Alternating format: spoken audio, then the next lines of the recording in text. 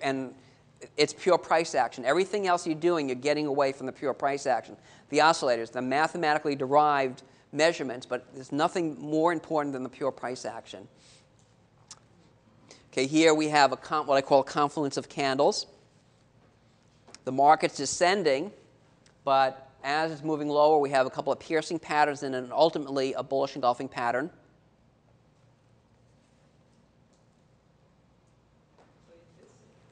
What's that?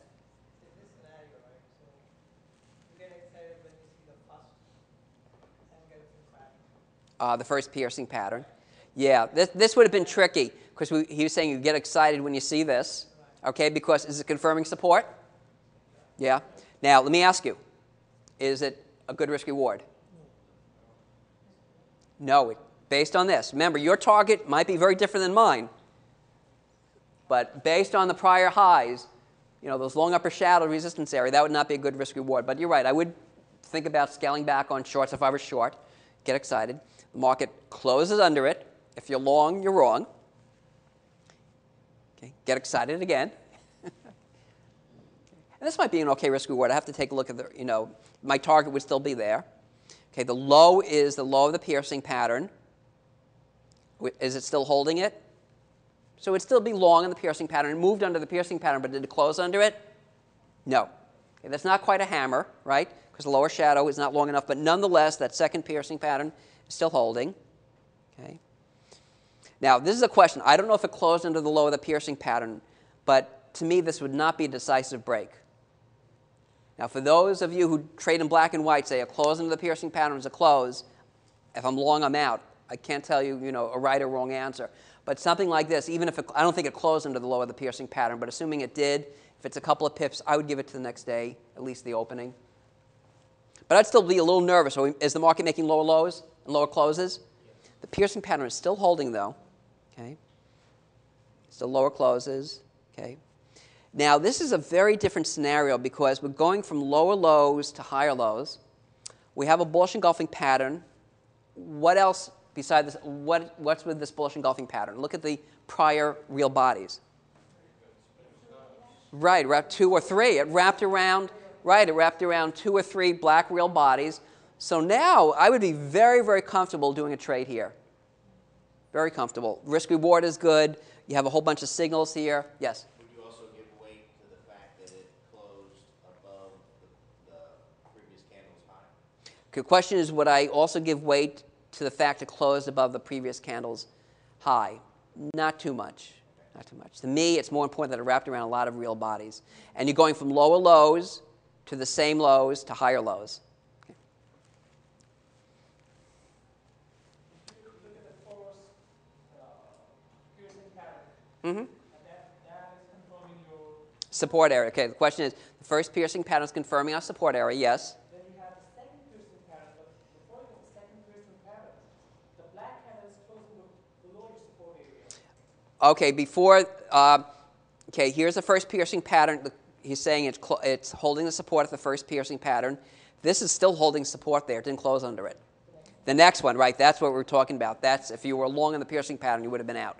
So would you consider going short over there? Yes. Yeah. Well, no, I don't. I shouldn't say yes, no. You don't know where the support is, so you don't know if it's a good risk reward. Okay, but based on this, it looks like a descending triangle. Remember, you could use Western technicals. Okay, a descending triangle means you have horizontal support and lower highs. And when the market breaks to the bottom of the descending triangle, you could take the height of the triangle and subtract it. Okay, so that's the way I would be playing it. So let's say we're short and we have a good risk reward. Let's say using the descending triangle as your target, and we're short now. The market broke the support level. In the real world, we're not going to say go from long to short. Okay, unless you have to have good psychology to be able to do that. I love the market. I hate the market. So the market does this, and then once it gets back up here, I would be out of short positions. The question is, would I get uncomfortable seeing this long upper shadow here? I might get a little uncomfortable because it looks like it's confirming. This to me is like a minor resistance area over here. I might get a little bit uncomfortable, maybe scale back a little bit, move up stops, but what I would probably do is look at an intraday chart to see if I saw any real bearish candlestick signals there. So the question is, would I get uncomfortable here and on this long upper shadow, and not too much, but if I saw, for example, a bearish engulfing pattern here on a 60-minute chart, I might get more uncomfortable. Okay, we'll move on to Harami. Okay, a Harami is a small, we're still looking at double candlestick lines, and we looked at spinning tops before, the small real bodies. Remember, spinning top and a small real body mean the same thing. The Harami is a little specific, more specific in its definition. What it means is that it's small real body within an unusually long real body.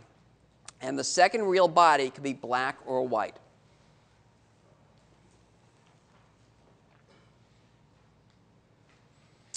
This is a bearish Harami.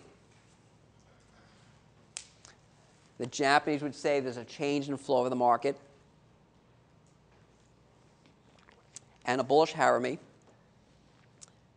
The market's descending. By the way, these lines, get here, these slash lines,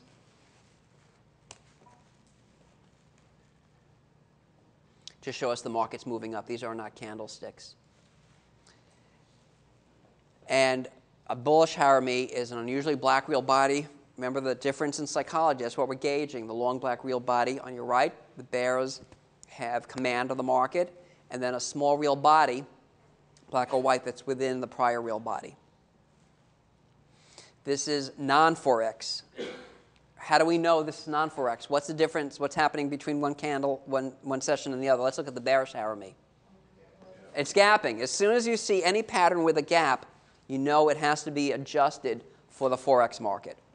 So for non-4x, for 4x, let me show you this also.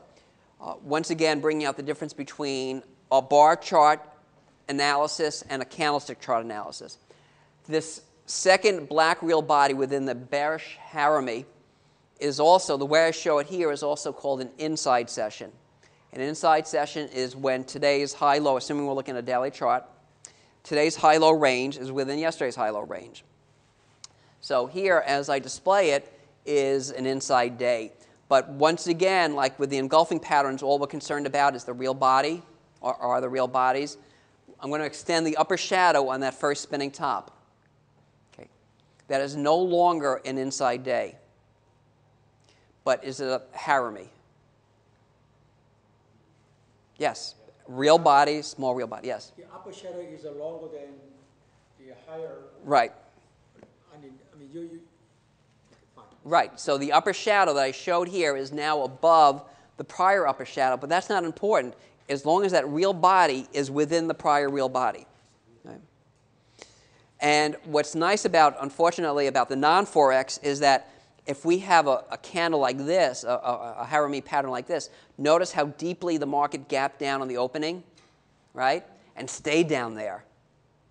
Right? That, to me, is more negative than would be if we had a Harami like that. And I think we could see why, right? Because the market didn't gap down. But in the 4x market, that's the way it's going to be. Okay? And a Harami, once again, is a small real body within an unusually long white real body. I'll use the bearish engulfing pattern as the dark cloud cover as a resistance area. I don't use Harami as resistance or support. That's one difference. Another difference is, to me, with the black real body wrapping around the white real body, the bearish engulfing pattern, the odds of a turn are higher than it would be with the dark cloud cover, right? The black real body only gets partially into the white real body. And the odds of a turn are least compared to those three with the Harami.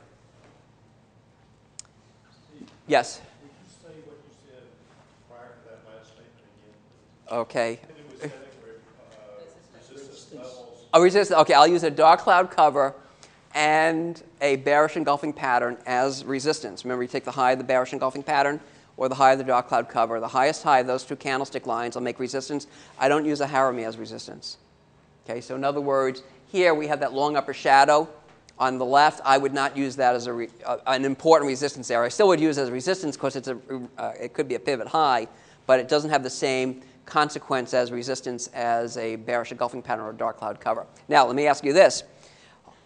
Where do you think I would be more nervous? What if I saw a Harami confirming a resistance